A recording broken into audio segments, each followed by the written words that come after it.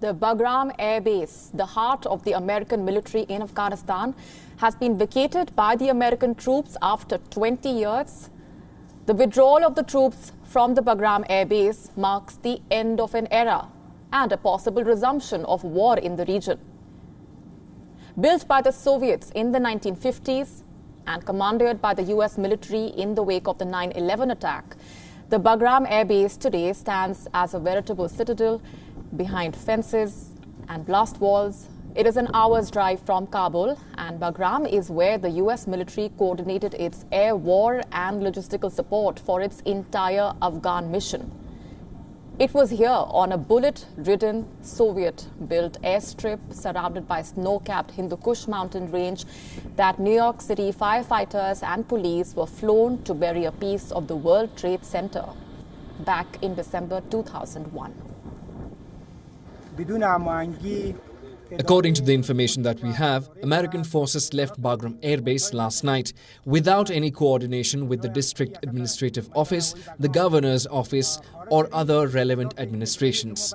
This has not been officially coordinated and reported to us, but from the ground, we get this information from the situation in the area, as several looters, opportunists, and others stormed Bagram airfield this morning, and with a quick response from our district administration, we were able to foil their plans.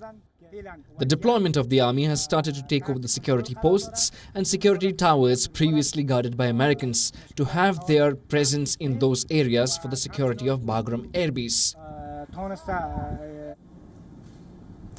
Now, a top US commander has warned that Afghanistan may descend into a civil war without the foreign troops, as the Taliban has been sweeping into several districts and making territorial gains.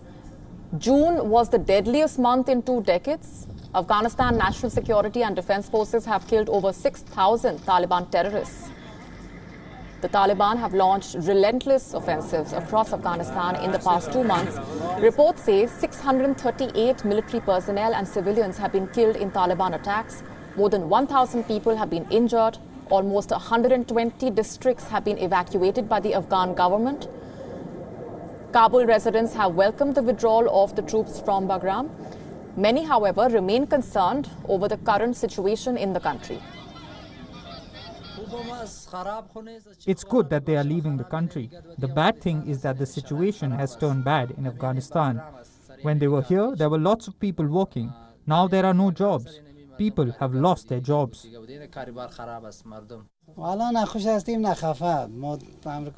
We are neither happy nor upset about the withdrawal from Afghanistan. We had peaceful lives when the Americans were here. No one can say anything to them. They are returning to their homes. It has been a year that they have destroyed the whole area here. This used to be the wall of the Bagram airfield. Since they started the withdrawal, the situation has got worse.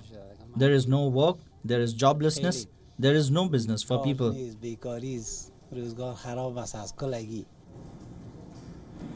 Some US security officials said that this week, majority of the US military personnel would most likely be gone by the 4th of July, with a residual force remaining to protect the embassy.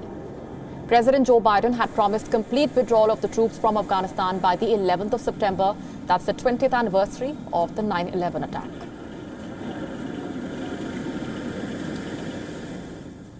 WION now available in your country. Download the app now. Get all the news on the move.